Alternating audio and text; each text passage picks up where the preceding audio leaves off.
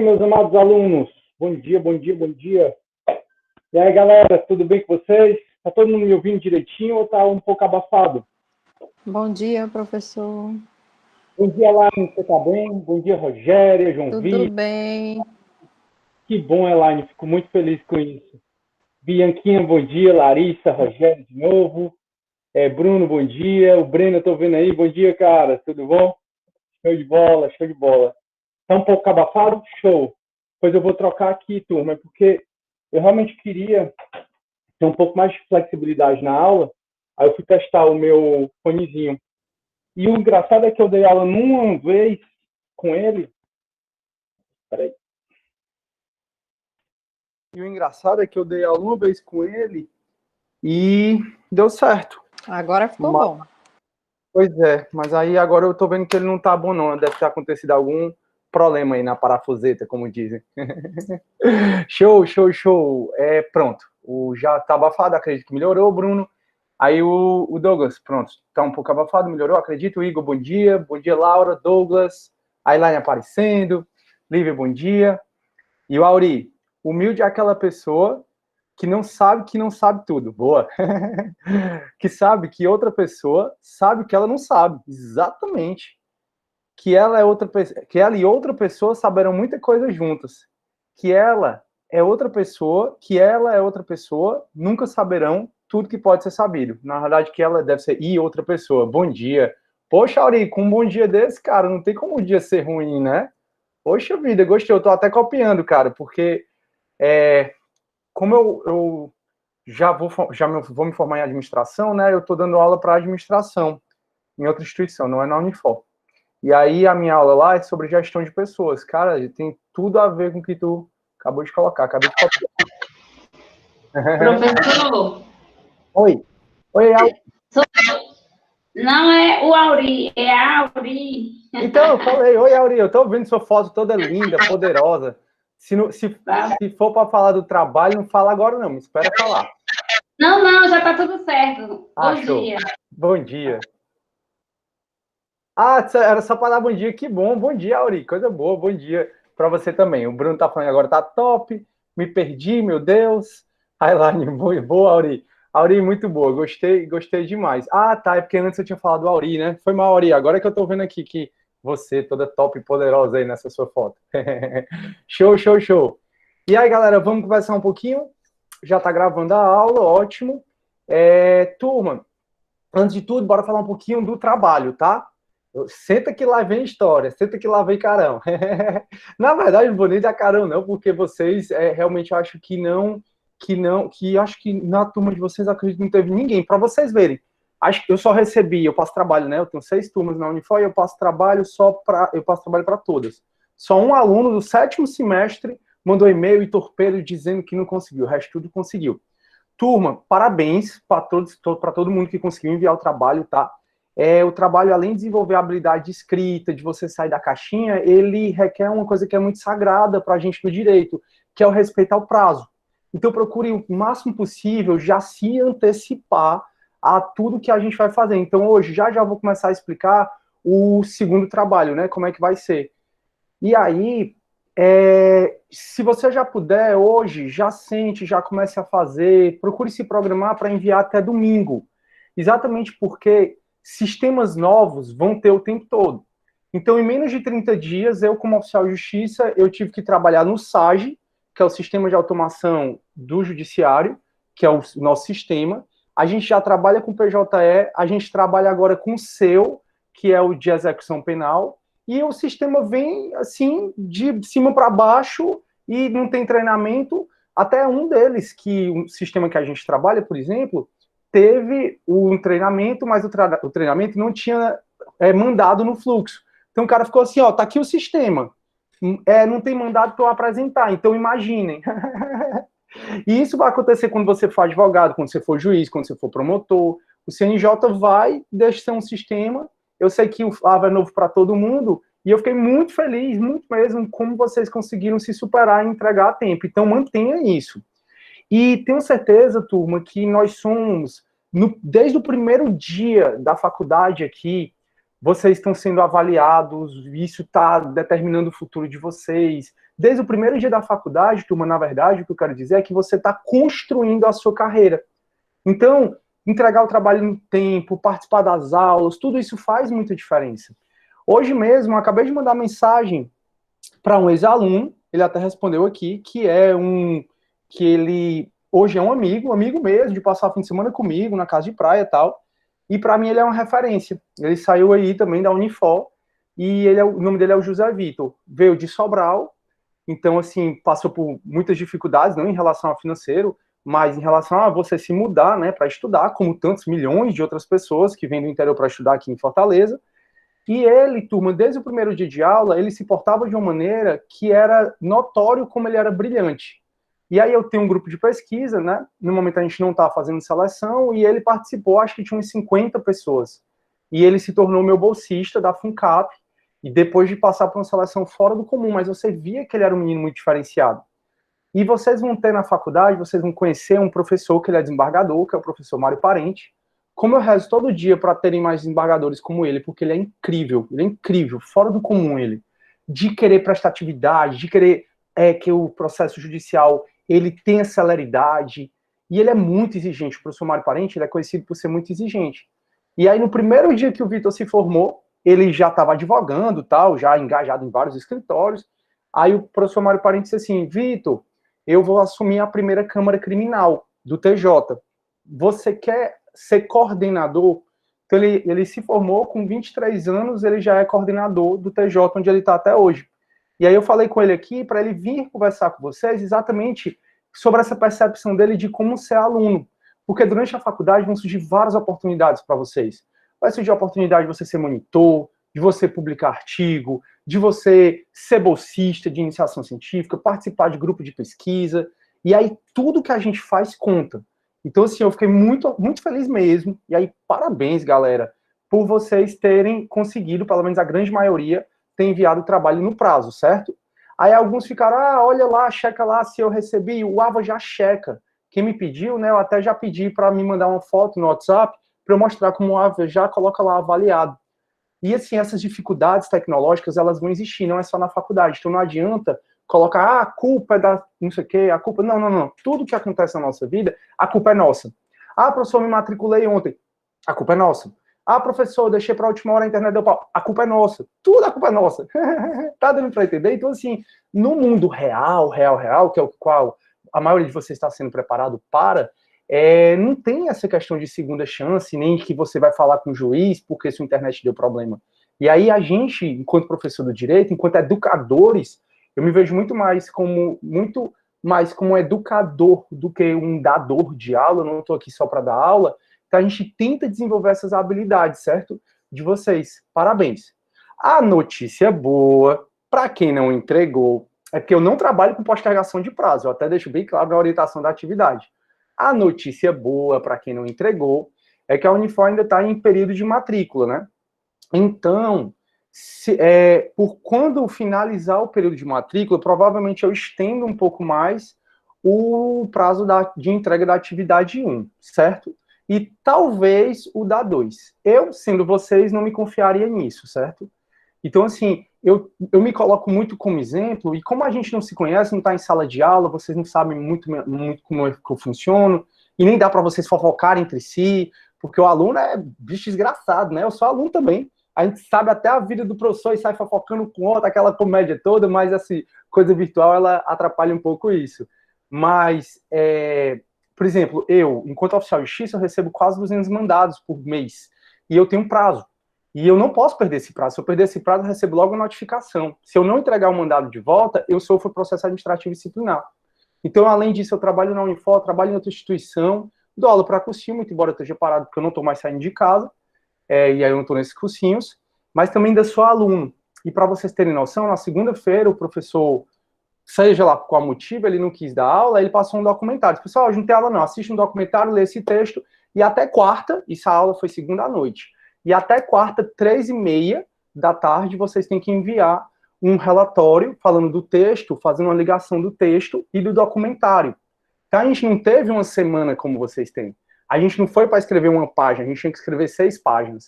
E o AVA que vocês utilizam, que é o Moodle, como eu falei no primeiro dia de aula, ele é utilizado no mundo todinho. a própria UES, ela utiliza esse sistema. E aí, assim como vocês, eu tive que correr e fazer não sei o que, ou seja, o mundo é isso, a gente vai matar um leão a cada dia. Mas chega de caramba, deixa eu ver o que é que vocês estão falando. A Auri tá rindo, kkkk. A Suiane, bom dia. Douglas, nossa. A Larissa, caraca, que massa. Pois é, e muito inspirador a história do Vitinho. É muito bom mesmo. Meu amigo pessoal hoje em dia. Opa, acabei de ser removida, mas voltei. Removido. Bruno, não fui eu, prometo. E a Suiane, a gente fofoca pelo WhatsApp, professor. Eu tenho certeza disso. Só que eu tenho certeza que seria pior, Suiane, se você estivesse no presencial. Deixa eu ver aqui o que é que ele disse, porque se ele quiser entrar agora, eu já digo para ele entrar. Se quiser, eu só não faço agora. Ó, ele não vai poder agora, não. Nesse instante, eu era 7 e pouco.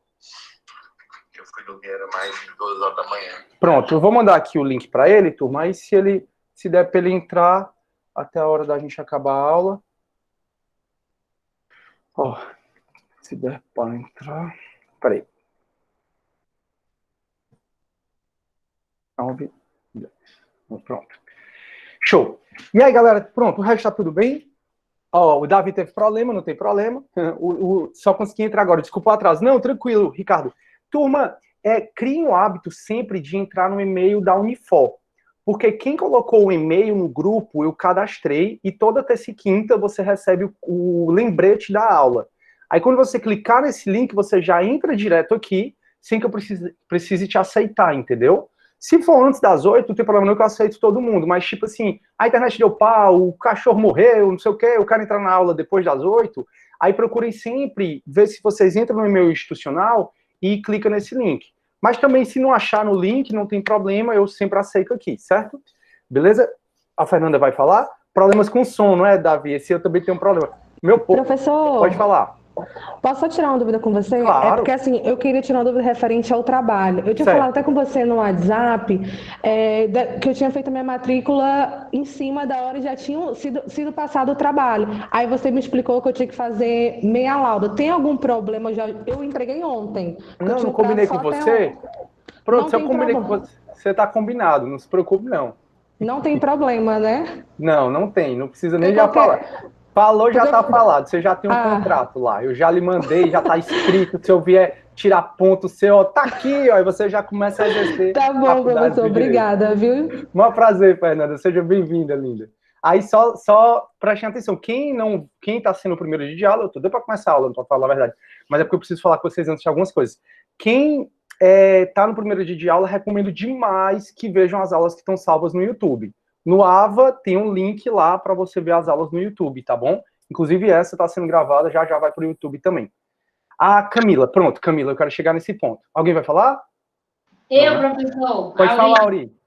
Professor, sobre o trabalho, mas é só para avisar que no e-mail da Unifor chegou aviso que o trabalho foi enviado. Para quem tinha dúvida. Que bom, significa que você enviou o seu trabalho. Pois é, para quem tinha dúvida se foi enviado ou não, entendeu? Ah, pronto, ó, pessoal, para quem tem dúvida se foi enviado ou não, a Auri está falando que chega um e-mail para vocês, o e-mail da Unifor, confirmando que o trabalho foi enviado. Ó, Auri, obrigado, viu? Ótimo. Viu? Aí, show, obrigado, Auri. A Elaine, você transforma 24 horas em quantas horas? Pois é, eu acho, Elaine, que eu sempre consigo fazer muita coisa, e isso é desde novo, porque eu me antecipo a tudo. Tudo. Eu não deixo para a última hora. Então, assim, se eu tenho um trabalho para entregar para a semana, eu já estou fazendo agora. E isso vai me dando tempo para fazer outras coisas. E é o que eu queria que vocês fizessem também. Tinha uma história minha antes de entrar, para o sono. Tem alguém aqui que não está no grupo do WhatsApp? A Bia aqui é nossa monitora perguntando. Foi mal, Bia aqui, ó, tu falha aí. Show. Então vamos lá, tá? Assim, aí falar um pouco da atividade 2. A atividade 2, ela diz respeito, turma, são duas questões, a atividade 2. Comecem a fazer hoje, lembrem, toda quinta você vai ter uma atividade, 4 atividades por AV, 4 na AV1, 4 na AV2 e 4 na AV3. Essas atividades não são ponto extras, essas atividades integram a nota da AV. Isso está no plano de ensino, como eu já expliquei para vocês no primeiro dia de aula. Aí toda quinta, então, até a gente chegar a essas 4 primeiras atividades, vocês vão ter uma atividade para entregar até outra quarta. Tem tempo demais.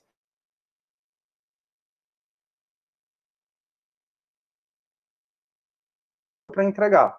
Não deixe para a última hora. Ó a lei de Murphy, ó a teoria do caos. Nessa atividade, você vai precisar diferenciar mito, que é o que a gente está falando, de filosofia, de ciência e de senso comum. Se você quiser definir cada um, beleza. Se você quiser diferenciar, principalmente, mito e filosofia, ciência e filosofia, senso comum e filosofia, beleza. Façam com autonomia. Essa é a primeira questão. A gente já está falando da diferença de mito e de filosofia. Não sei se dá tempo hoje, mas a gente já entra para falar da diferença de ciência e filosofia e senso comum e filosofia, que é a primeira questão. A segunda questão é você criar um mito do carnaval. Aqui, saiam dessa caixinha de dizer orientação, limitação, que tem que ser isso, tem que ser assado. O mito, como a gente está estudando, ele é uma narrativa poética. Você também precisa fazer uma poesia, tá? É uma história fantasiosa, é uma história de um tempo longínquo que explica a criação das coisas. Lembram que a gente falou cosmogonia? E hoje a gente vai falar de teogonia. Pois é, o mito ele explica a criação do cosmos, do universo. O mito ele é cosmogônico, ele também é teogônico. Ele fala da criação dos deuses. Lembra do mito da criação do universo, que eu falei no finalzinho da aula passada? Aquela história de Urano, de Gaia, do Cronos, dos Zeus. Lembra que a gente falou sobre isso? Pois é, perceba que o mito ele é uma narrativa poética, bem florida, que ele explica a criação das coisas. Se for levantando a mão, já dou coisa, Bruno. Explica a criação das coisas. O mito, então, ele é uma narrativa longínqua, que ele vai falar de maneira fantasiosa como surgiu algo. No caso da atividade de vocês, esse como surgiu algo é como surgiu o carnaval. O mito não precisa ter, pessoal, um raciocínio lógico. O mito é uma história que admite contradição. Então, como eu falei para vocês, do nada tinha um caos, ninguém sabe como é que o caos surgiu, do nada tinha um caos. E aí do caos surgiram os filhos, surgiu Gaia e Urano. Como é que surgiu do nada? Não surge. Mas o mito não está preocupado com isso. E exatamente o trabalho de vocês fazerem isso, esse mito, é vocês perceberem como o raciocínio do mito é diferente do raciocínio filosófico. Porque a filosofia ela não admite contradição, a filosofia precisa de uma concatenação lógica de ideias, a filosofia explica o antes, o durante e o depois. Então, quando vocês forem criar esse mito, basta dar asas à imaginação. Como é que vocês acham que foi criado, que o carnaval surgiu no Brasil?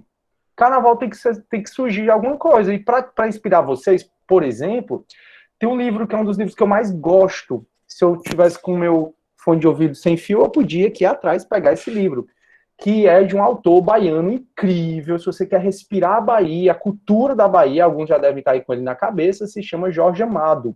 Super recomendo os livros de Jorge Amado, é um melhor que o outro. E um dos que eu mais gosto não é Mulheres de Areia, não é os mais conhecidos. O que eu mais gosto é O Sumiço da Santa. Olha que perfeito, é uma santa que vem lá do Pará, e ela vem de barco, né, já que era muito antigamente, para ir para uma exposição no museu. E quando ela vem, que ela é guardada por duas freiras, um padre, vem no barco direitinho.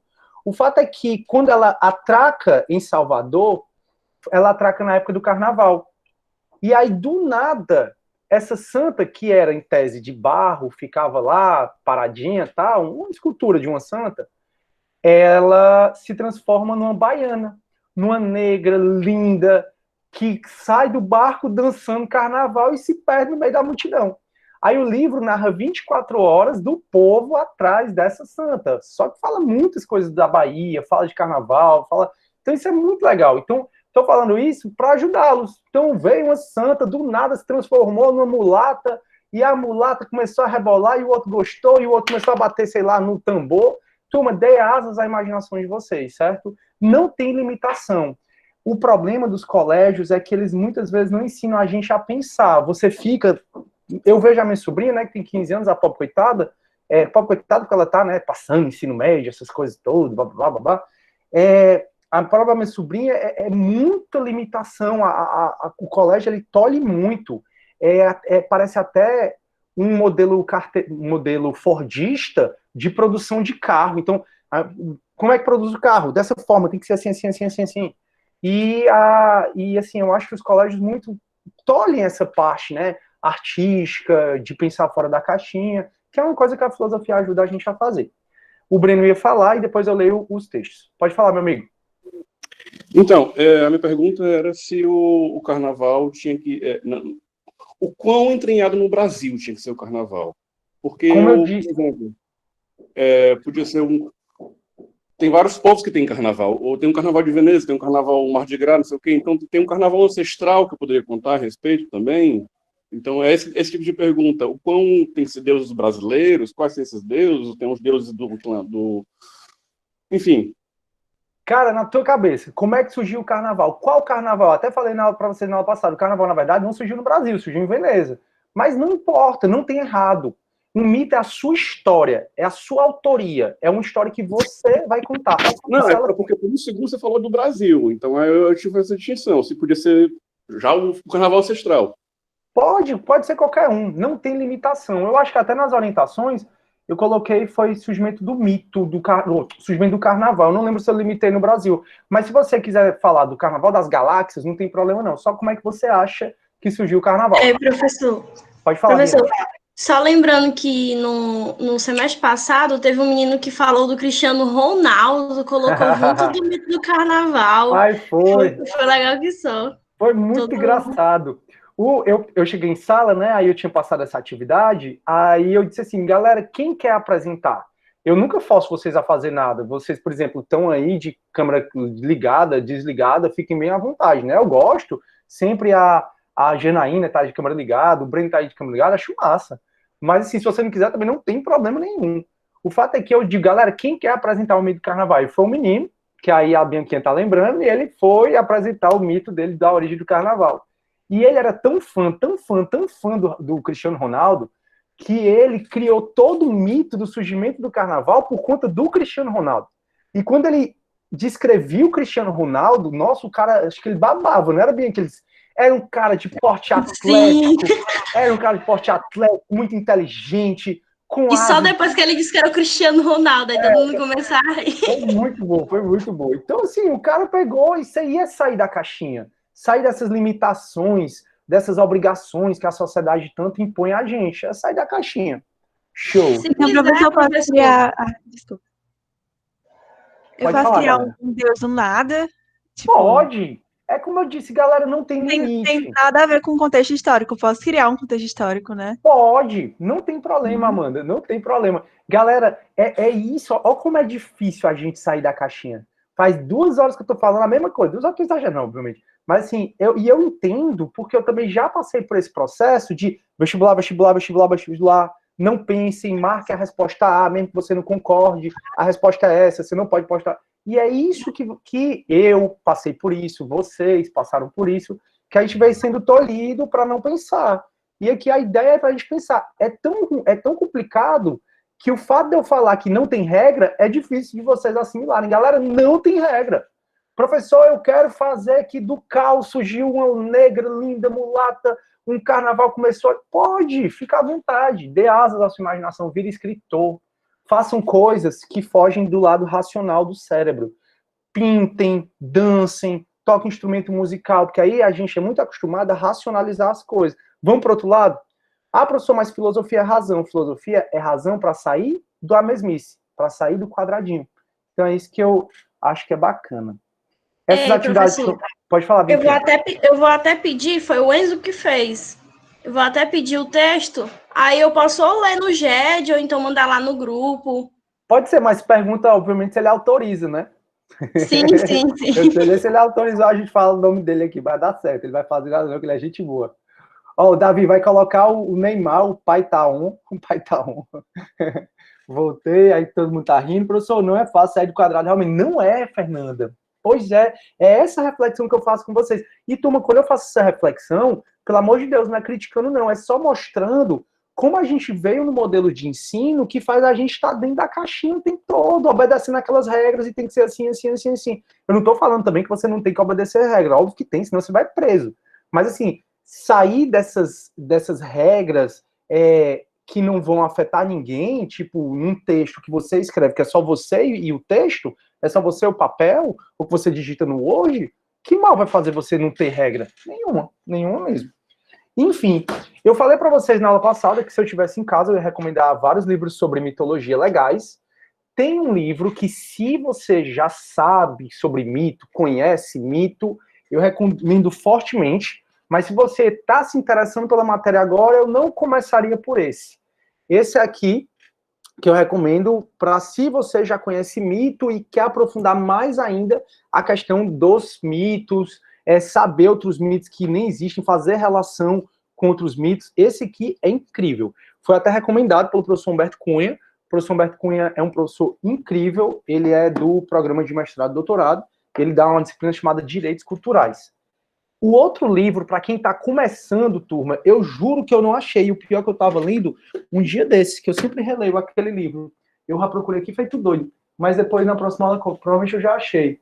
Se chama O Livro de Ouro da Filosofia. Não é difícil você achar o Livro de Ouro da Filosofia. Eu comprei na Americanas, há não sei quanto tempo atrás, acho que foi R$30, uma coisa assim, muito baratinho. Show, aí depois eu mostro para vocês a capa dele. E, finalmente, esse aqui eu já indiquei. Realmente indico novamente, caso você queira.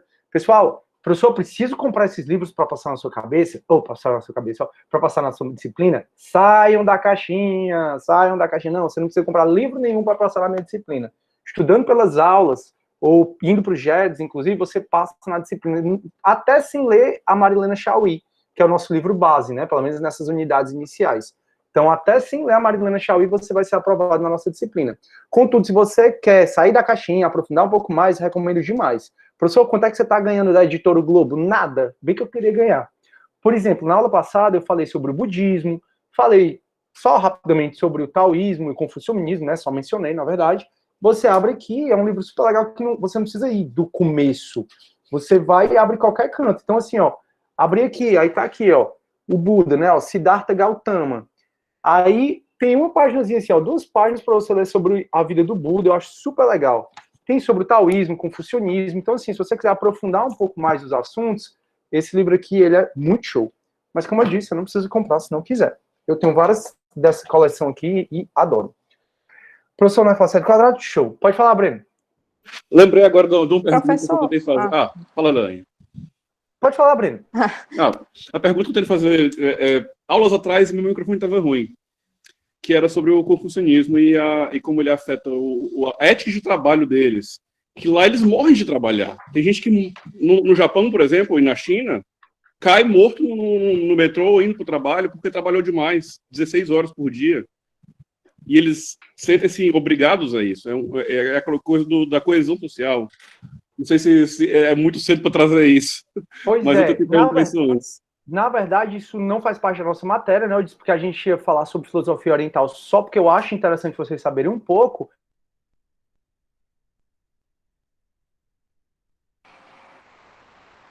Que é uma questão jurídica e pessoal, né?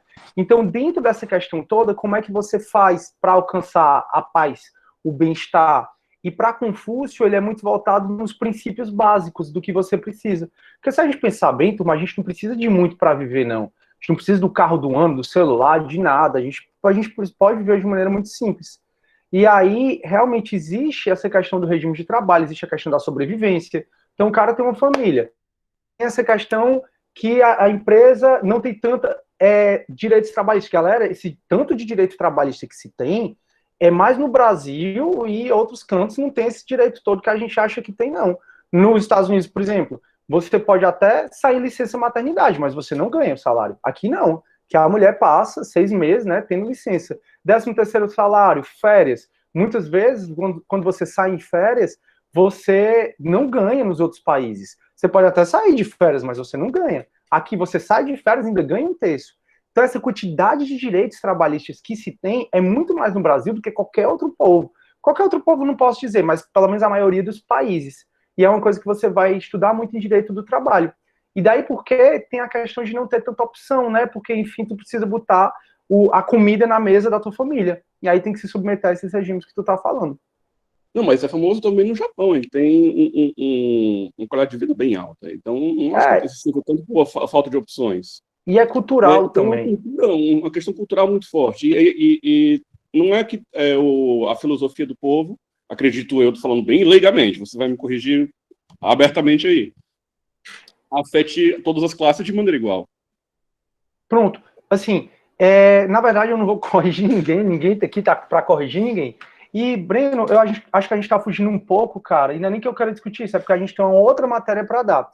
Desculpa. E eu acho também que falta um pouquinho da gente, né, eu, você, todo mundo, a gente aprofundar um pouco mais sobre a cultura oriental, porque tem vários fatores envolvidos aí que eu acho que está faltando fazer uma conexão, entendeu? Desculpa, porque era uma pergunta que eu tentei fazer aulas atrás, e agora não é o momento, perdão mesmo. Tranquilo, não, beleza, de boa. Show, vamos lá, vai, Elaine. Não, é que se eu fosse escolher uma dessas 3 opções para começar, desses 3 livros, qual você indicaria um deles, se eu tivesse que escolher entre os 3?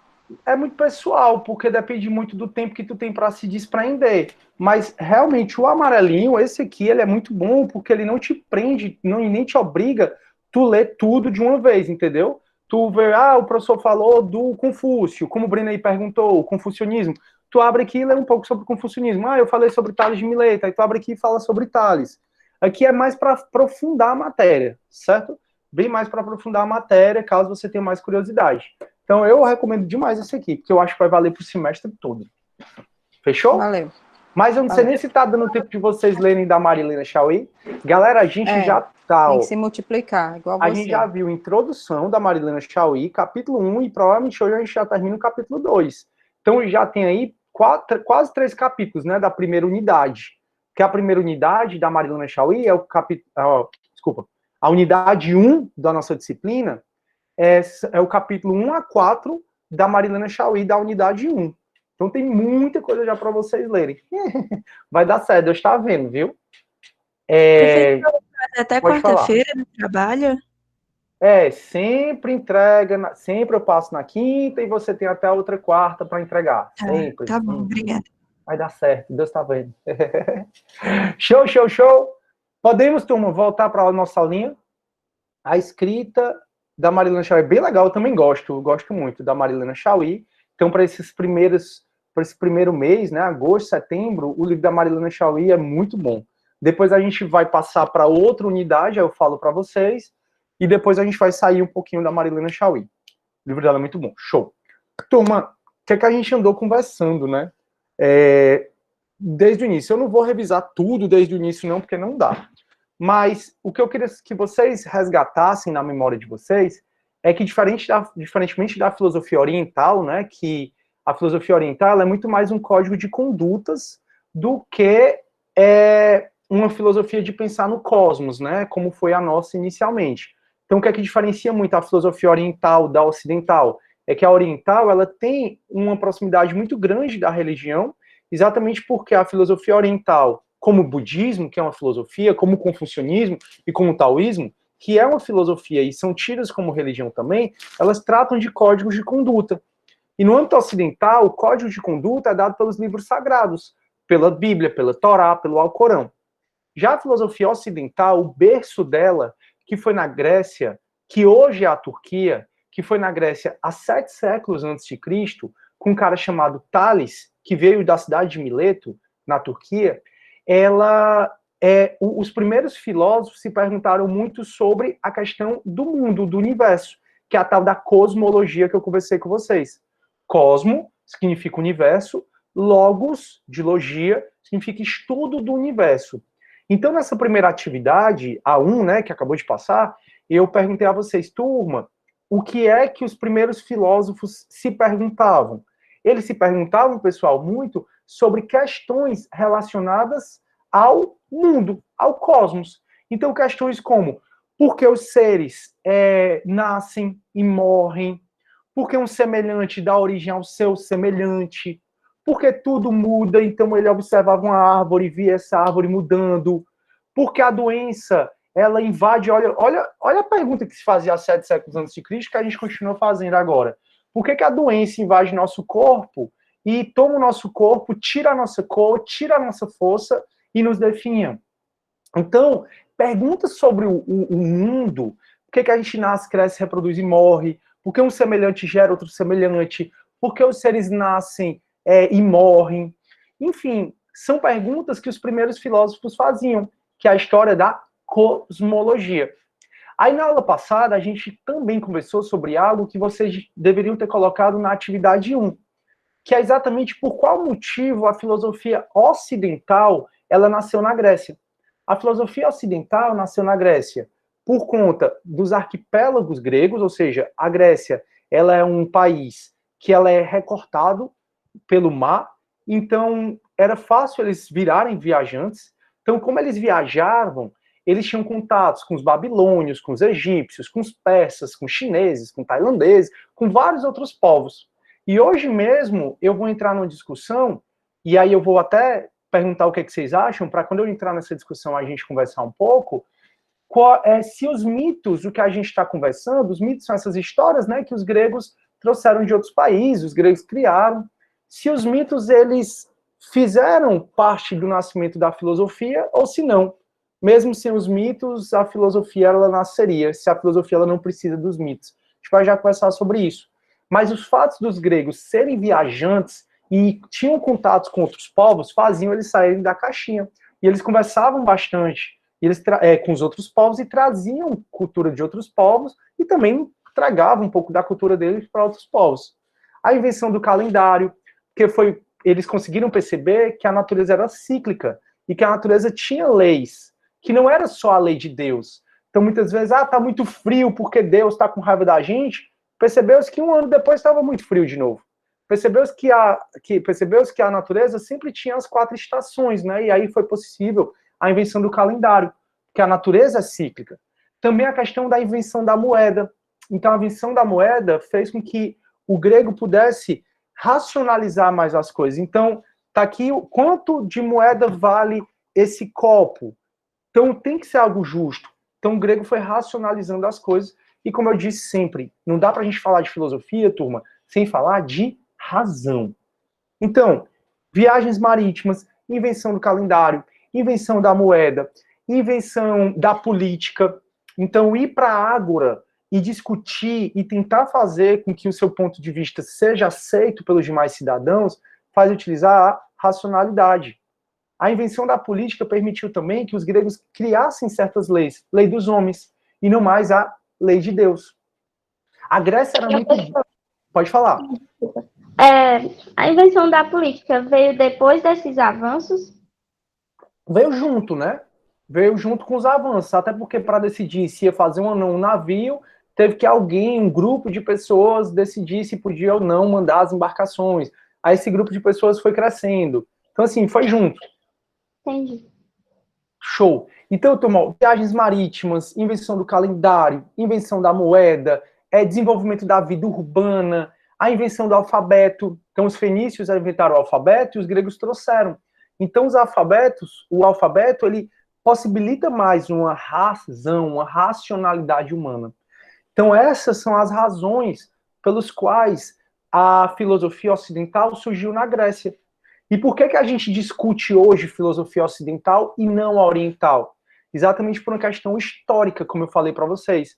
O Império Romano, quando ele dominou tudo, inclusive a Grécia, ele absorveu muito da cultura grega.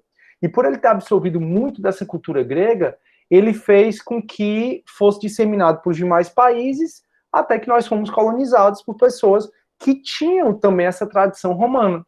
Por exemplo, os romanos eram católicos, e aí os portugueses católicos, e a gente católico também. Então, por isso que a cultura grega ela foi disseminada pelo mundo ocidental por conta dos romanos, principalmente. Tranquilo até aí, turma? Isso aí foi só a revisão da aula passada. Tranquilo? Beleza, né? Acho que a Rogéria falou assim. É por isso que a Marilena diz que não existe filosofia oriental, mas sim sabedoria oriental. Na verdade, eu não sei porque eu tenho que perguntar a ela, ou Rogéria, se ela não acha que existe filosofia oriental. Pelo que eu lembro dela falando, na verdade, ela até conversa sobre se filosofia grega é um milagre grego ou se é uma orientalização do conhecimento. Tem uma parte da Marilena Chauí que ela vai discutir sobre o surgimento da filosofia. E ela pergunta assim, tem uma teoria que diz que a filosofia é um milagre grego. Ou seja, por um milagre, os gregos começaram a racionalizar tudo e a filosofia surgiu lá do nada. Aí tem outra teoria que diz que não, que a filosofia não é nada de um milagre grego, que a filosofia são os gregos que eram viajantes e iam para outros povos, egípcios, babilônios, persas, e aí desses outros povos orientais, eles traziam a filosofia. Então, meio que os gregos, para essa segunda teoria da orientalização da filosofia, os gregos, eles meio que roubavam a cultura dos outros povos e trouxeram a filosofia oriental para a ocidental. Então, a Marilene, eu lembro ela discutindo esses dois casos, que se o surgimento da filosofia foi por conta de um milagre, ou se não, se a nossa filosofia ocidental ela é nada mais, nada menos que a filosofia oriental, que os gregos, por serem viajantes, iam lá e traziam para a Grécia. E ela chega à conclusão que, na verdade, ultimamente, tem-se que não é nenhum nem a outra, mas as duas juntas. Então não se pode negar que vários mitos e lendas gregas estão também em outras culturas e outros povos, e a gente não pode perder de vista, turma, que muito embora eu foque aqui na filosofia grega, os hebreus pensavam, os egípcios pensavam, os babilônicos, os tailandeses, os africanos, todo o povo racionalizava, os índios aqui no Brasil. E eu estou falando da filosofia ocidental porque a mais forte, né, o maior expoente da filosofia ocidental foi na Grécia e foi trazida para cá. Então é por isso que a gente está falando da filosofia ocidental. Se a gente tivesse sido colonizado pelos africanos, eu com certeza estava falando aqui da filosofia africana. Então, assim, por questão cultural e histórica, eu estou falando da filosofia ocidental da Grécia, né? Mas os outros povos também pensavam. Então, a Marilena Chauí, ela discute, né, se a filosofia foi um milagre grego ou se, na verdade, a filosofia da Grécia foi meio que uma cópia da filosofia oriental. E aí ela chega à conclusão que os estudiosos hoje dizem que não é nenhum nem outro. Sem sombra de dúvida, os gregos foram lá e pegaram parte da cultura de outros povos, como a gente morre de falar aqui, e também, de certa forma, pode ser atribuído uma espécie de milagre, porque eles realmente melhoraram muito. Eles não só copiaram a história, as lendas, os mitos dos outros povos. Os gregos também adaptaram esses povos, esses mitos disso. Tranquilo? Mas até que ponto a gente pode só falar que é um exagero da tradição ocidental? Porque, não que seja um exagero aqui, não é bom, é maravilhoso. Mas é o que chegou até a gente, é uma tradição. Eles deixaram muito escrito, os romanos deixaram muito escrito, eles pegaram de muitos povos, os egípcios tinham tradição filosófica também, não pode falar, pré-filosófica talvez, do tempo da Índia, do Indus Valley. Então, até que ponto a gente pode falar filosofia é só, tipo, um sinônimo uma outra palavra para tradição ocidental de pensamento? Não, na verdade não pode, né? Até porque foi o que a gente conversou na aula passada. Quando eu comecei a falar sobre os mitos da criação do universo, eu disse assim, turma, eu vou contar aqui o mito da criação do universo, que surgiu na Grécia, esse mito, mas que tem muito parecido, por exemplo, nas culturas orientais, só que na cultura oriental, o mito de criação do universo tem mais monstro, tem um terror maior do que o mito de criação do universo no Ocidente. Aí eu disse, esse mito que eu vou contar para vocês, com certeza não é o mito original, porque esse mito já foi passado de tanta geração que quem conta um conto aumenta um ponto. Eu até falei isso. Então, assim, não dá pra gente dizer que a filosofia é só a Grécia. É um sincretismo. É um conjunto de histórias, de pessoas, de cultura, que foi passando de geração em geração. E lembra que na aula passada, eu conversei com vocês e disse assim, turma, o que faz um mito ter força? É a autoridade de quem conta. Até hoje a gente vai conversar um pouco mais sobre essa autoridade de quem conta. Eu disse, os mitos tinham festas de casamento, tinham algumas festas religiosas, e tinham poetas, o mito essencialmente é uma narrativa poética, tinham poetas que contavam, e você não podia questionar a autoridade, nem a história que essa pessoa que estava contando o mito contava. Só que quando eu recebo um mito, uma história, quando eu sou criança, e eu vou passar para minhas próximas gerações, eu já alterei essa história. Então é isso. A gente está concordando muito, porque minha pergunta é mais ou menos isso. até que ponto os europeus, no geral, pegaram o que a Grécia falou e chamaram toda a tradição de sabedoria ocidental de filosofia. Exatamente. Pode ser aí, é um eurocentrismo muito grande, né? E a gente é acostumado a ter tudo como centro a Europa, né? O berço da civilização é a Europa, o berço da filosofia é a Europa. Então, assim, como eles foram os colonizadores, eles puderam impor a gente um certo tipo de história que nem sempre é verdadeira, né? Então, a nossa história hoje ela é toda formada, tudo que a gente vem estudando tem tudo como base, raiz, aonde? A Europa. Então, assim, é realmente decorrência de um eurocentrismo muito grande. Quando você fala desse jeito, parece que os gregos inventaram a filosofia e é uma coisa... É uma coisa que foi construída um tijolo acima do tijolo. Veio de um tradição e continuou para a gente. Isso, pronto. Mas, na verdade, não. Eu acho que, assim, não falo que os gregos inventaram a filosofia.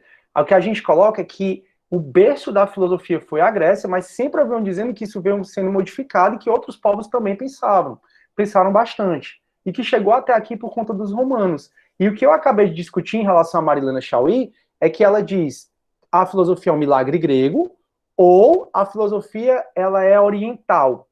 E aí ela chegou à conclusão, como eu disse, que não é nenhum nem outro. Então, assim, eu nunca falei aqui que foram os gregos que inventaram que isso, que aquilo outro. Na verdade, cuidado, jamais... não estou acusando o senhor, não, desculpa. Hã? Não estou acusando o senhor, não, perdão. Não tá o quê? Desculpa? Não estou lhe acusando. Não, ninguém tá me acusando de nada, não, relaxa. É engraçado, né? Cultura acusatória. Não, eu não me sinto acusado por ninguém, tô bem aqui, tô ótimo.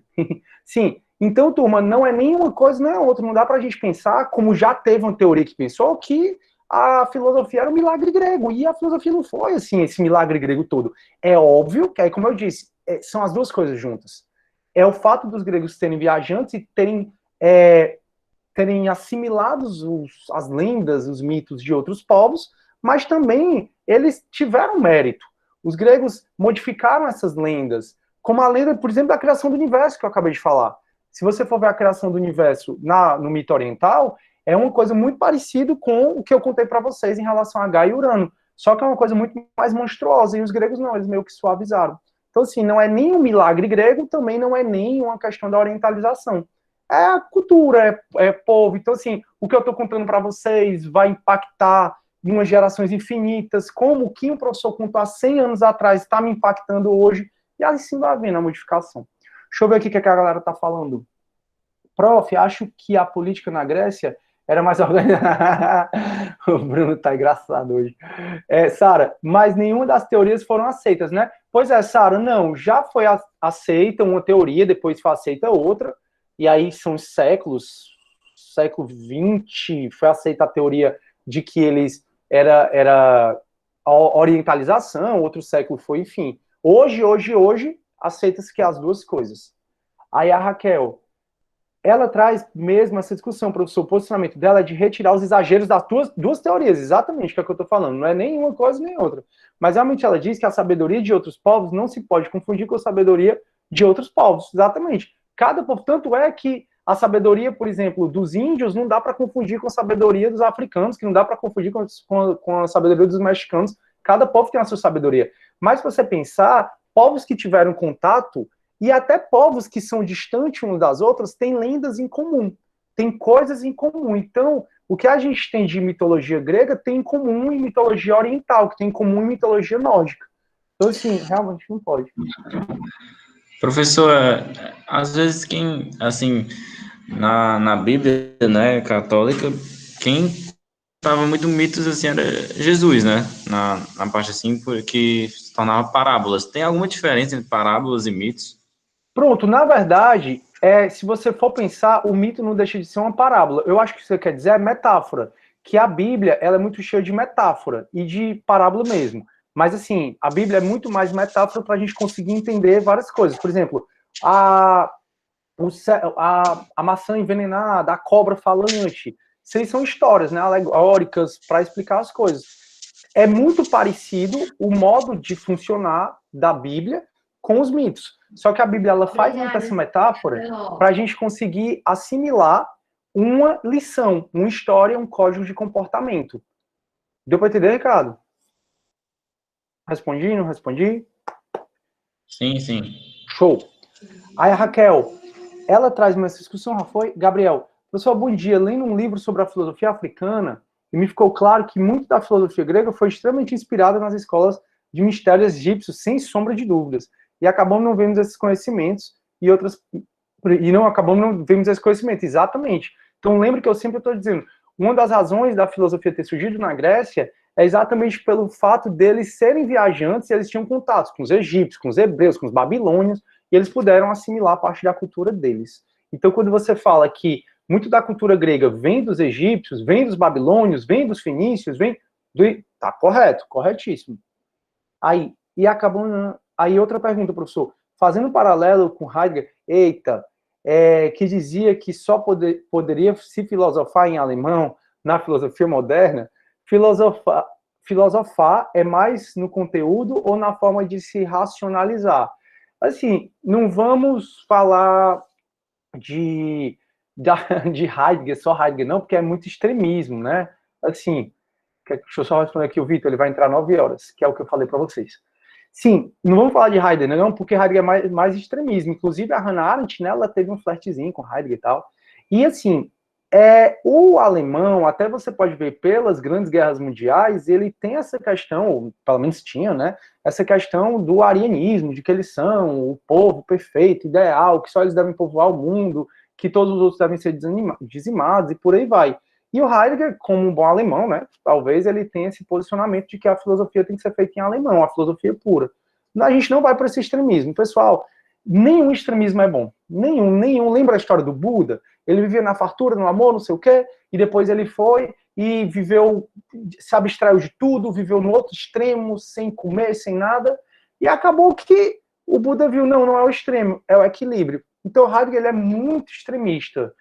A filosofia é o que você faz tomando banho. Então, eu tomando banho aqui, vim para cá, para vir dar aula, aí eu pensando na minha vida, racionalizando, pensando quem eu sou, se eu estou feliz, se eu não estou. Tudo isso é filosofia. Então, o processo de você explicar por meio da razão as coisas, isso é filosofia.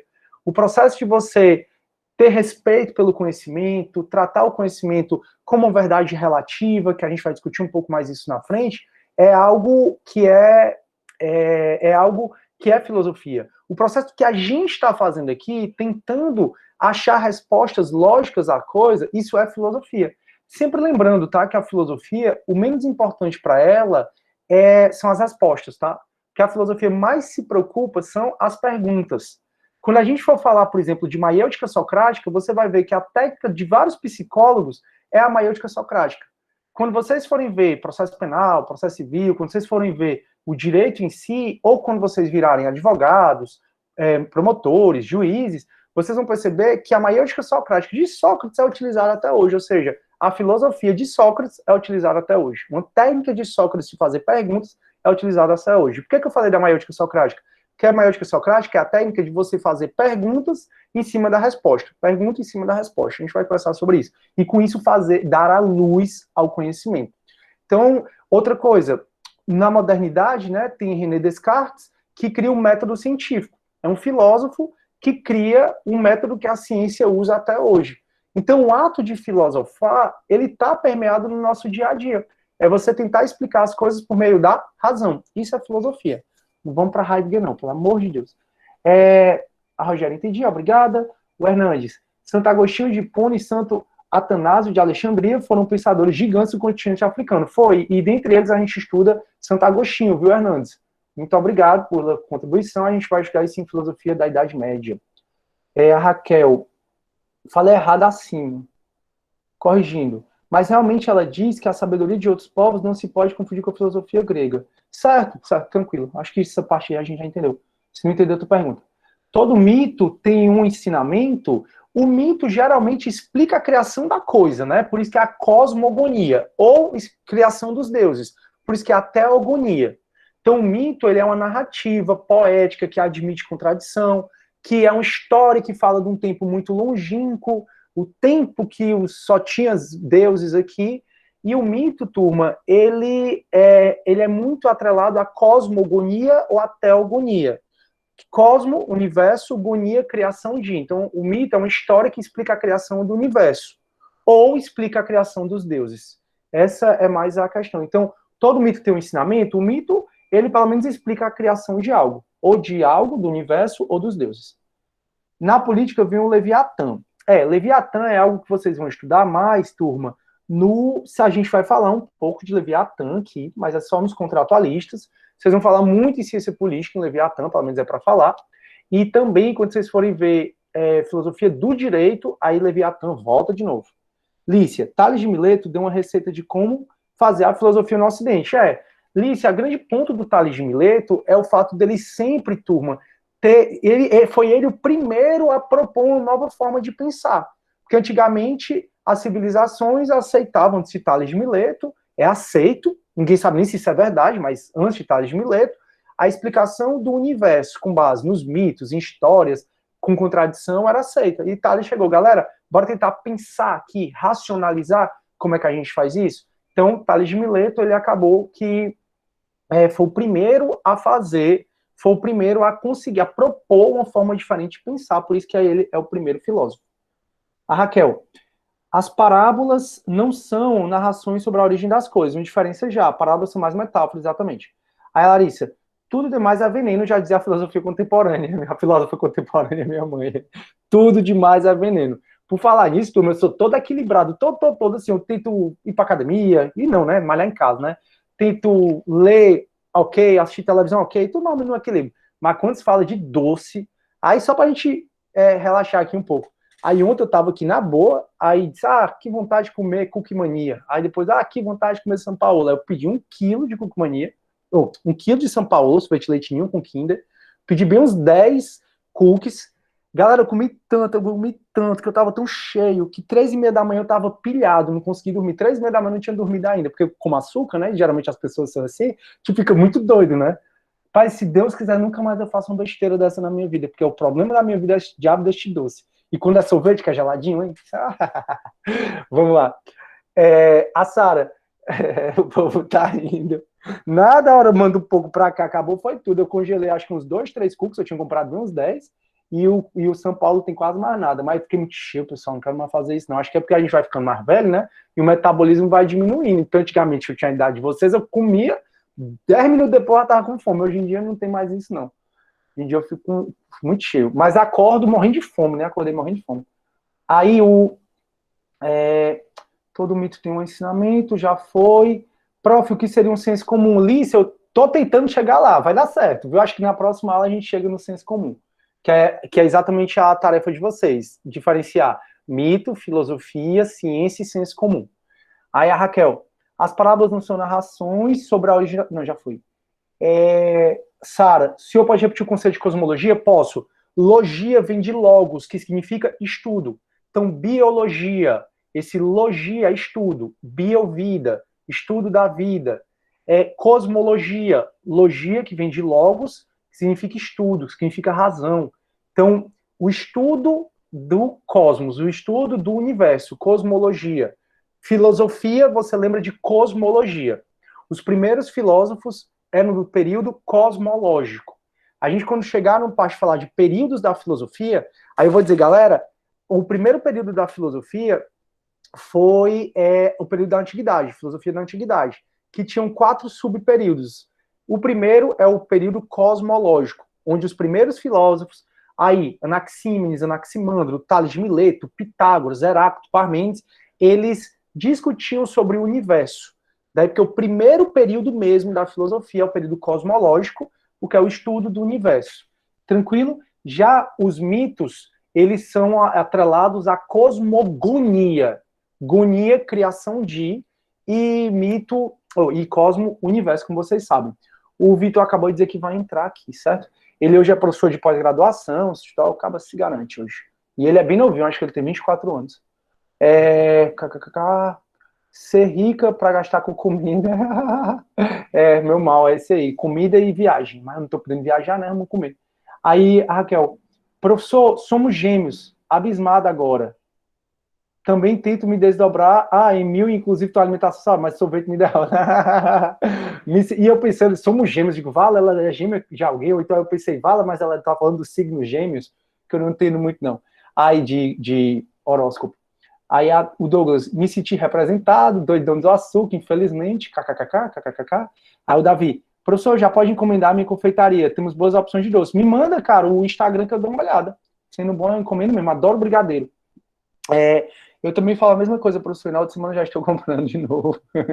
Aileen, será que os pré-socráticos tiveram start a partir dos seus questionamentos dos mitos? Pronto, Elaine, é essa a questão toda. É essa a questão toda, Elaine, da gente se perguntar se a filosofia surgiu dos mitos ou não. Que aí é uma parte da disciplina que eu quero entrar com vocês, certo? Será, turma, que os mitos contribuíram ou não para o surgimento da filosofia? Será que os filósofos pegaram os mitos e tentaram racionalizar? Ou os filósofos, a filosofia teria surgido independentemente dos mitos? E até eu vi que a Bianquinha abordou isso no GED, que é Comfort e Hegel. Quer falar um pouco, ou Bianquinha? A Larissa está falando que contribuiu sim. Bianquinha, você quer falar um pouco? Quer falar um pouco? Ou quer que eu fale? Pode ser. Não, você que sabe. Fale, minha linda, vá. Sobre então, Comfort e Hegel. O que a gente fala muito é aquela ideia do que a filosofia ela surgiu a partir de meio que explicar racionalmente o que antes era explicado pelo mito e racionalmente, né? E essa é muito a ideia de Comfort. Comfort vai dizer que a filosofia só surgiu por causa do mito, certo? Então, o que o professor costuma dizer que a filosofia ela surgiu com o intuito de explicar racionalmente o que antes era explicado por meio ilógico, que era da mitologia. Agora, a ideia de Hegel é uma ideia diferente, que ele vai dizer que a filosofia ela não surgiu a partir do mito. Ela, assim como o mito, ela meio que surgiu do nada. Foi só por meio de discussões, da dialética, que ela surgiu. Basicamente é isso, eu acho que é isso. Parabéns, querida monitora, show! Vou só complementar um pouquinho, tá bom? Turma, só para sintetizar, eu sei que a Bianca explicou super bem, mas o ser humano aprende por repetição. Então, até hoje, para você ver, até hoje, tem gente se questionando sobre a pergunta da Elaine. Qual foi a pergunta da Elaine? A pergunta da Elaine foi: os pré-socráticos, ou seja, a filosofia pré-socrática, ou seja, desse período cosmológico, que é o que a gente está estudando, esses primeiros filósofos, Tales de Mileto, o Vitor está entrando aqui, eu vou só aceitar. Fala, Vitinho, bom dia. Cara, deixa eu só terminar uma explicação aqui e tu entra, pode ser? Seja bem-vindo, meu amigo, obrigado por aceitar. Eu termino em 2 minutinhos. Show. Turma, o que é que acontece? Exatamente, será que esses pré-socráticos, ou seja, Anaximandro, Anaxímenes, Tales de Mileto, Heráclito, será que esses pré-socráticos, eles começaram a filosofar por conta dos mitos ou não? E o que a Bianquinha deixou bem claro é que, para Hegel, e Hegel ele é seguido muito hoje, e Hegel, tá, turma, se escreve H-E-G-E-L, para Hegel, H-E-G-E-L, para Hegel, a filosofia teria surgido independentemente dos mitos.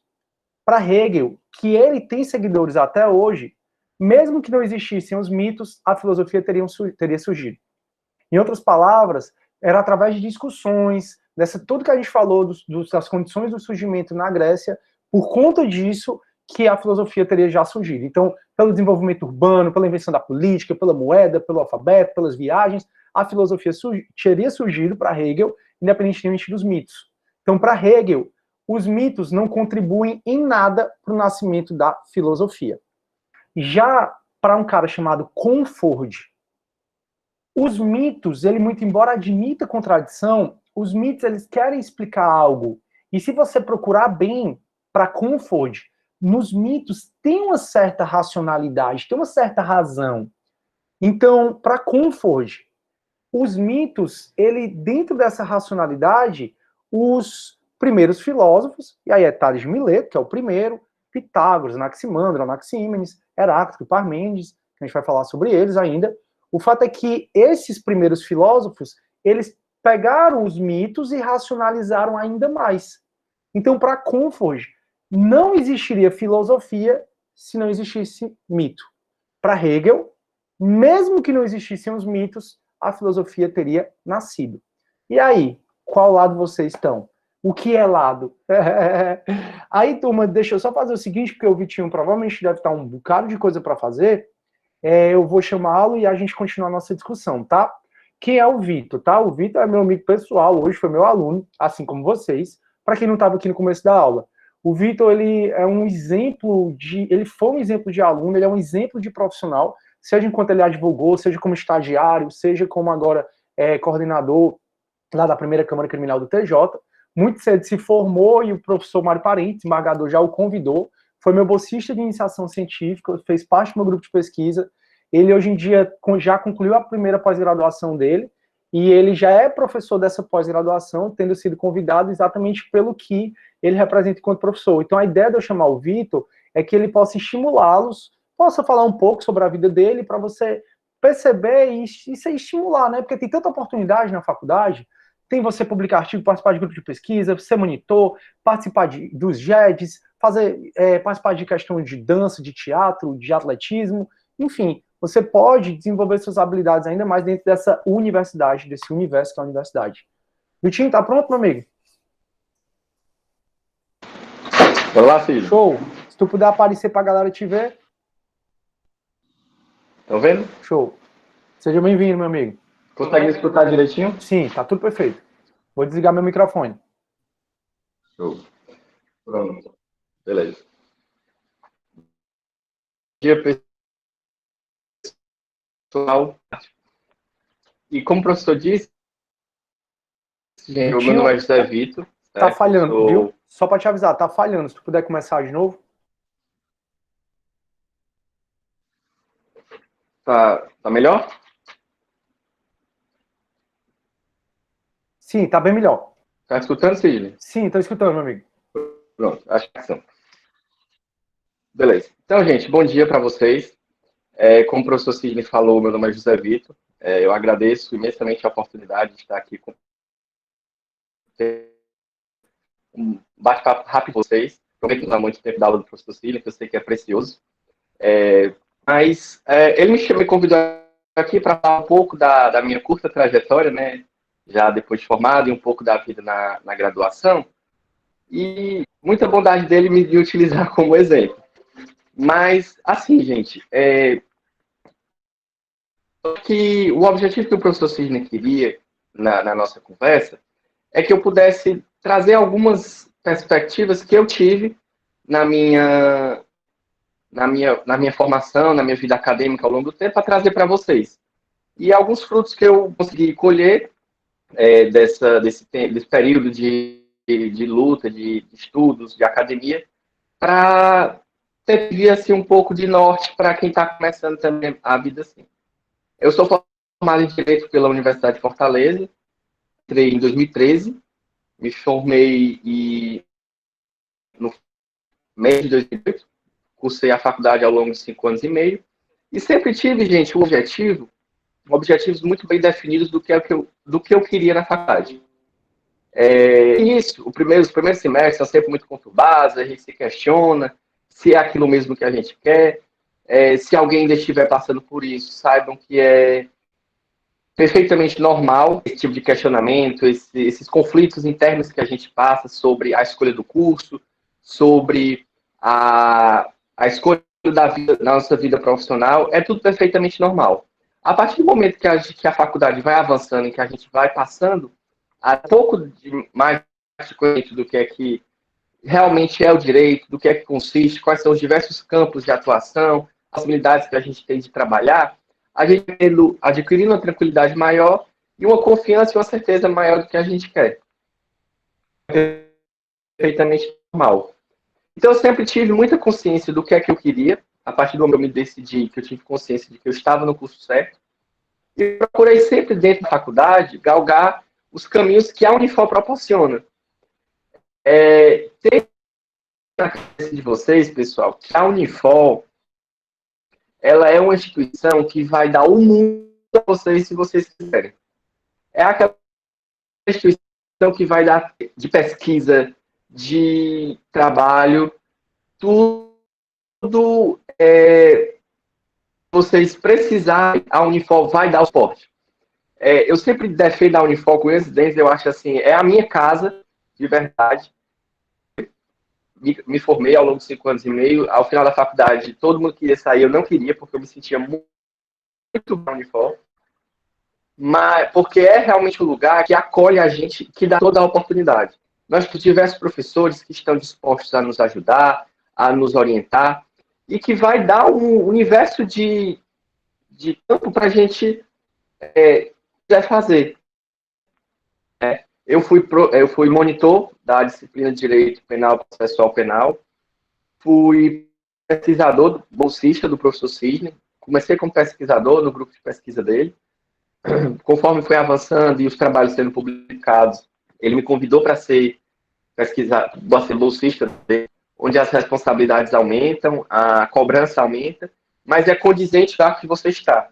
Porque se você está dentro de um grupo de pesquisa recebendo uma bolsa, é esperado que naquela situação lhe seja cobrado, lhe seja demandado uma rotina, uma demanda maior do que a dos demais participantes.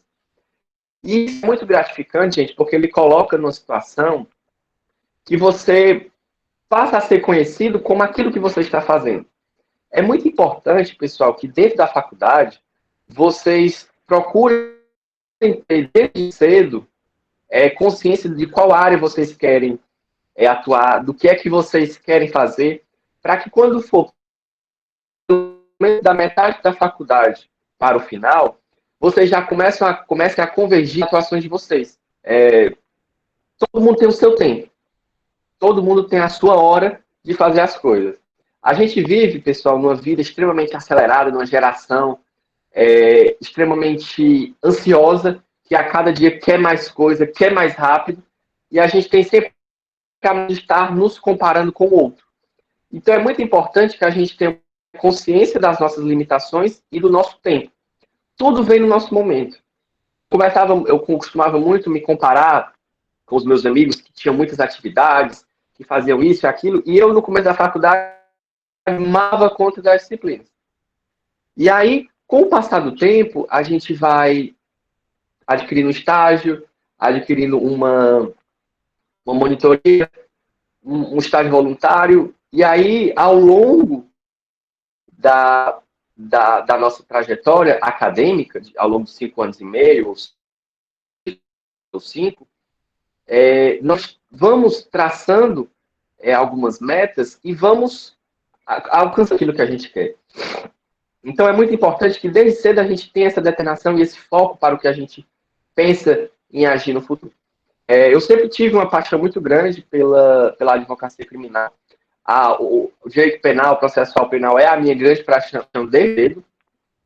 E há muito tempo que eu venho convergindo os objetivos para isso. Então, assim, não se compare, esperem o tempo de vocês, que as coisas vão surgindo. Inicialmente, eu só dava conta, por exemplo, das disciplinas, era tendo crise de ansiedade, das provas, mostrar quando eu fosse para a entrevista de emprego, era o meu histórico. Então, eu fiquei naquela coisa e consegui o primeiro estágio no escritório grande, que costuma receber estagiários, até mesmo advogados, que não têm essa experiência muito grande. E fui galgando, fui aos poucos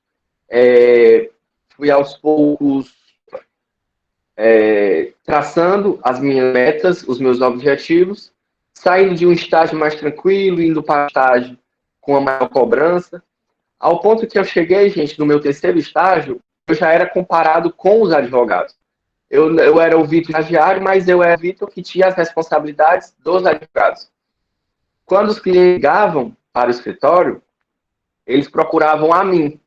As reuniões eram conduzidas, muitas vezes, as estratégias que a gente definia, com empreiteiras, com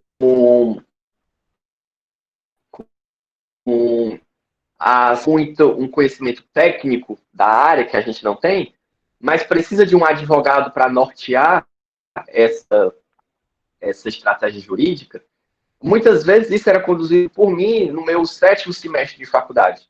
Lógico que sob a supervisão de um advogado, sempre, mas desde cedo eu procurei assumir um perfil e mesmo na faculdade, mesmo como estagiário, mesmo estando no 6º, 7º semestre, como alguém sério, comprometido e que teria algum diferencial a acrescentar dentro daquele meio que a gente se atuar.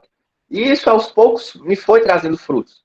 Eu pude, desde cedo, experimentar a responsabilidade de profissionais que estão muito à frente. E isso é muito gratificante porque representa um reconhecimento pelo seu trabalho, pelo que a gente faz, e mostra que o que você está, os comprometimentos que você está fazendo, as abdicações que você está fazendo, estão trazendo algum proveito para você. Então é muito importante que a gente tenha isso ao longo da faculdade. E aí, aos poucos, a gente vai traçando metas, vai mudando os nossos objetivos. Muitas vezes a gente traça planos para a nossa vida, mas nem sempre sai como a gente quer. Às vezes a gente traça objetivos, durante tantos meses eu vou fazer isso, daqui a um tanto tempo eu vou estar ali, mas aí quando chega o momento, não é o destino não era o que preparou para a gente. E muitas vezes é menor do que o que a gente tem para ter em mente. Então, procurem serem determinados, terem foco no que vocês querem, estudem, façam valer mesmo a oportunidade que vocês estão dentro da Unifor, as coisas vão acontecendo.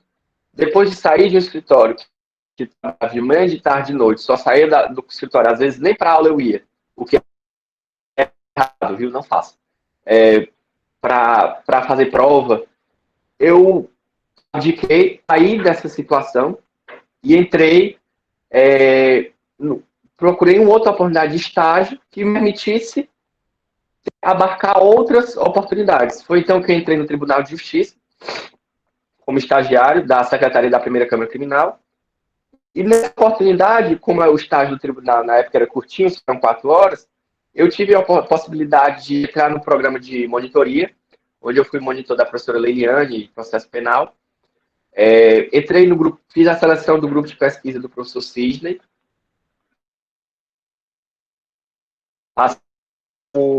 Eu começava a pegar os projetos da Unifor, abre tal, para vender pipoca na Washington Soares, eu estava lá correndo atrás. Se tivesse alguma coisa que eu pudesse botar se eu tivesse alguma coisa que eu pudesse colocar no meu currículo, eu estava lá. Claro que tivesse alguma ligação com o meu jurídico. E aí eu sempre procurei me vincular a atividades que a Unifor ia ofertando. E aí chegou um determinado momento que eu deixei de ser aquela pessoa que só conseguia dar conta, mal dava conta das cadeiras da faculdade, tendo ansiedade, passei a ser aquela pessoa que acumulava um estágio voluntário, eu era estagiário voluntário do fórum, monitoria, grupo de pesquisa, artigos para serem publicados, estudando para a OAB, todas essas atividades que possibilitava, eu estava ao mesmo tempo dominando. Porque eu respeitei o meu tempo, porque eu respeitei os meus limites. E eu sempre tive o foco e a determinação para buscar aquilo que eu queria. E assim, gente, é muito importante que vocês tenham isso em mente, porque as coisas vêm no tempo certo. É muito importante que vocês procurem ter determinação, procurem se esforçar, procurem ter seriedade, compromisso naquilo que estão fazendo, que as coisas vêm. Depois de 4 meses e meio na Secretaria da Câmara, eu tive a oportunidade de estagiar com o desembargador Mário. Fui indicado por um outro amigo que estagiava lá, entrei lá como estagiário, e passei por todas as fases que o estagiário faz, decisões mais simples, para fazer até as decisões mais complexas. Chegou 2018, eu me formei. E aí, Tomei numa quinta-feira, colei grau, sexta-feira eu estava numa entrevista de emprego no escritório e consegui ser ativado no escritório como advogado. E aí tive a graça divina de conseguir um emprego com um dia de formar, né? Mesmo sem ter a OAB ainda, pronto, já tinha passado, o que é muito importante também que vocês procurem fazer a OAB desde cedo, porque já é de vida profissional e você se inserir no mercado de trabalho sem ter uma OAB ainda, isso pode, não é determinante, lógico, mas pode dificultar um pouco mais. Então é sempre bom que vocês tenham esse compromisso de, à medida que puder, já antes da faculdade, já fazer a seleção da OAB, o exame da ordem, e me inserir no mercado de trabalho como advogado durante 7 meses. E então o desembargador Mário Parente, professor da casa, ele veio como coordenador, ele assumiu a presidência do órgão da primeira Câmara Criminal e me convidou para ser coordenador da primeira Câmara Criminal no auge dos meus 23 anos de idade. Eu me vi numa situação, gente que eram mais velhos do que eu, era chefe de estagiários que tinham a minha idade e era chefe de servidores que eram mais da idade dos meus pais. Então, tudo isso representa, o que eu estou falando aqui para vocês é só compartilhando um pouco do que eu vivi e do que eu estou vendo atualmente, para que vocês possam ver que se a gente se cessar, a gente pode colher frutos daquilo que a gente está semeando. É muito clássico a gente ouvir que o direito ele é muito difícil, que o mercado está saturado, que as coisas estão nessa situação, que é crise, não sei o quê. Mas se você se esforçar, gente, se você se empenhar, tudo tem um proveito para você. E é isso. Esse é um pouco da minha trajetória até hoje. Eu ainda tenho muito ainda para traçar. Não estou no exemplo de sucesso. O exemplo de sucesso eu espero ser daqui a muitos anos. Mas que mostra que aos poucos a gente pode trazer alguns benefícios desde logo. E que eu espero que possa, essa minha curta trajetória até agora, possa ajudar vocês de alguma coisa. Obrigado. Show, Vitinho. Obrigado, cara. Show de bola. Inspiradora a sua história. A galera aqui falando, todo mundo adorando, pedindo para sair. Tá todo mundo agradecendo aqui no chat. Não sei se você tá vendo. Tem uns que vão precisar sair porque tem um CD. Mas, assim, todo mundo agradecendo muito. Muito inspiradora, cara. Valeu mesmo por ter vindo. Eu tenho certeza que os meninos puderam aprender muito. E, assim, muitas coisas bacanas que você falou. Foco e determinação, não se comparar com ninguém. Saber que você ainda está no começo, reconhecer a própria ignorância, aí olha aí a filosofia. É isso, disciplina é tudo. Parabéns, Vitinho, pela sua trajetória maravilhosa, viu? Obrigado por tudo, meu amigo. Obrigado, professor. Beleza? Pronto. Turma, então, de boa. Turma, então eu vou ficando por aqui. Quando for na terça-feira a gente conversa um pouco mais, tá bom? Porque a gente agora, todo mundo tem um CD. Vitor, obrigado por tudo. Pessoal, muito obrigado também pela presença. Não esqueça da atividade 2, ok? Atividade 2 até quarta que vem. Obrigado pela aula, foi massa. Obrigado pelas muitas indagações. Eu adoro, porque filosofia tem que ser participativa mesmo. Breno, parabéns pelas perguntas. Elaine, Sara, Auri, todo mundo que tem participado. O André hoje eu quase não vi, não sei porquê. Beleza? Pois é isso, turma. Vamos caminhando agora para o CD. Professor. Tchau, Obrigada. fiquem com Deus. Obrigado por tudo, galera. Tchau, turma. Tchau. Vou parar a gravação e vou saindo.